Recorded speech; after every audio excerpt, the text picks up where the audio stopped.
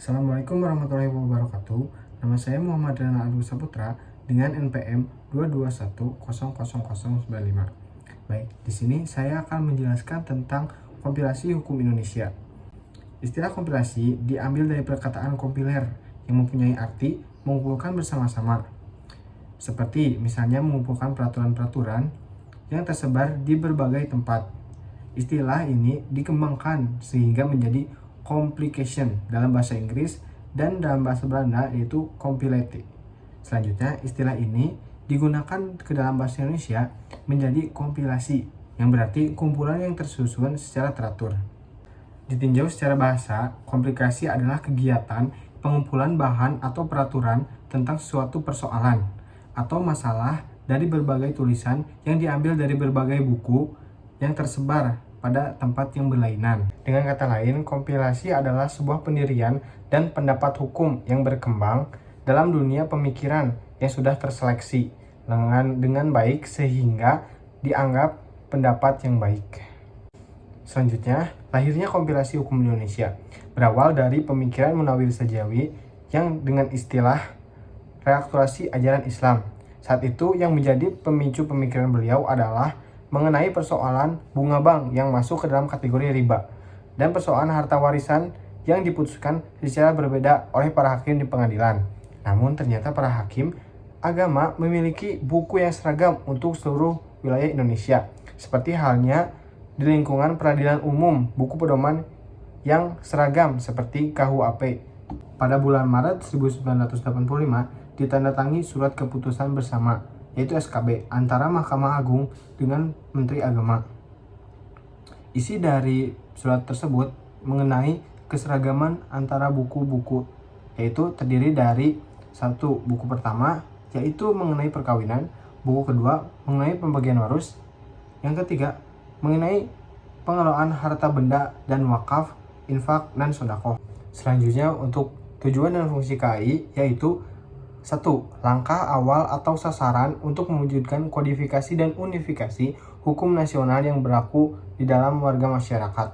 Yang kedua, pegangan bagi para hakim agama dalam memeriksa dan mengadili perkara-perkara yang menjadi kewenangannya. Yang ketiga, pegangan bagi warga masyarakat mengenai hukum Islam yang berlaku baginya yang sudah merupakan hasil rumusan yang diambil dari berbagai kitab kuning atau fikih mazhab yang sebelumnya tidak dapat dibaca langsung oleh mereka. KAI sebagai fikih mazhab. Menurut Cikbasan Hasan Bisri, secara substansial perumusan KHI dilakukan dengan mengacu kepada sumber-sumber hukum Islam yaitu Al-Quran dan Sunnah Rasul. Kemudian secara hierarkis mengacu pula kepada peraturan perundang-undangan yang berlaku di Indonesia.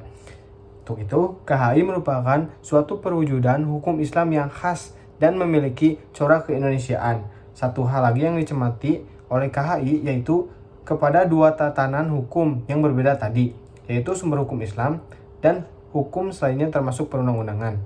Maka KHI memikul beban untuk mengintegrasikan kedua tantangan hukum tadi, baik secara prinsip maupun sistematisnya. Kedudukan KHI bagi tatanan hukum nasional.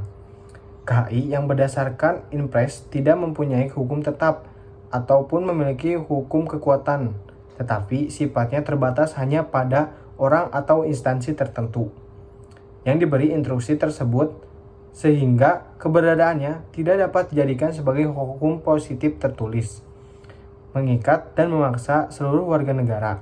Secara substansial, KHI secara keseluruhan memang memuat hukum-hukum perdata yang ditunjukkan oleh instruksi presiden.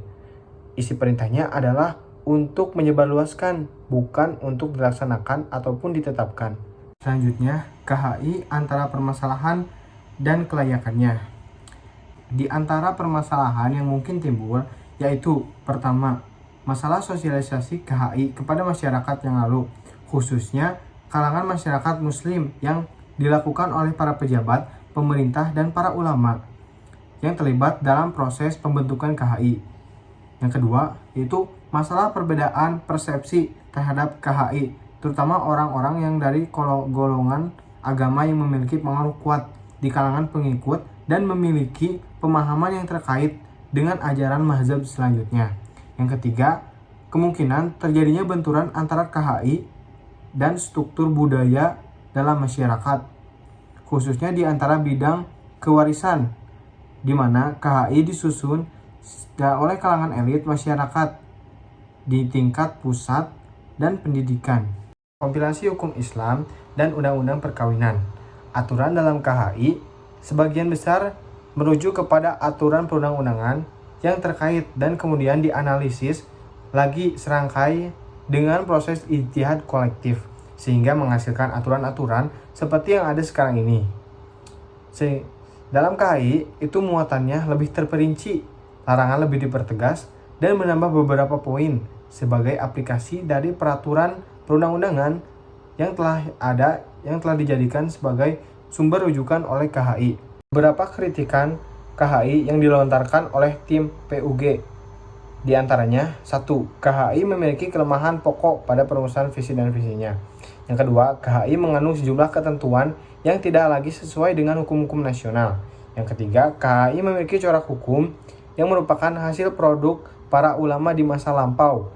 Yang keempat, KHI tampil dalam wajah yang tidak akrab dengan hukum-hukum nasional dan internasional yang berkomitmen kuat pada tegaknya masyarakat yang egaliter, pluralis, dan demokratis.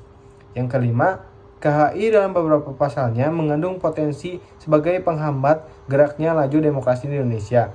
Yang keenam, KHI lahir dari rahim Orde Baru, dipandang dari politik hukum, tentu tidak bebas nilai dan tidak bebas kuasa dari kegiatan politik rezim Orde Baru. Yang ketujuh, KHI tidak menyerap problema sosial yang terjadi akibat perkembangan zaman dan dinamika masyarakat yang membawa kepada pola perubahan interaksi manusia. Selanjutnya, kompilasi hukum Islam dan counter legal draft.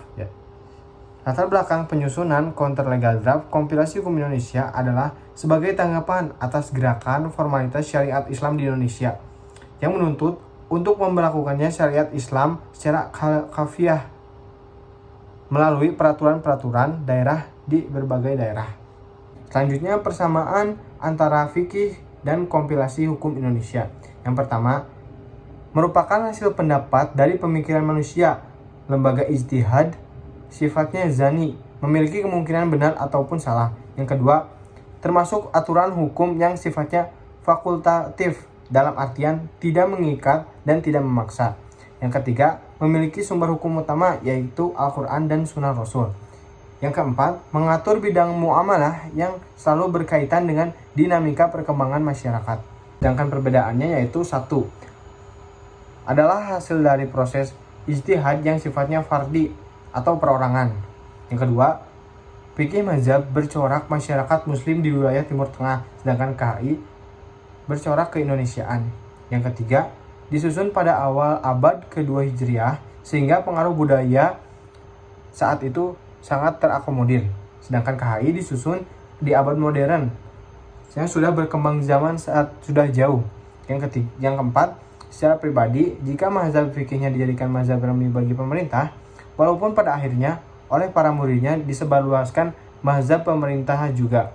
Sedangkan KHI adalah produk pemerintah menjadi instruksi presiden sehingga bisa dikatakan sebagai mazhab resmi pemerintah Indonesia.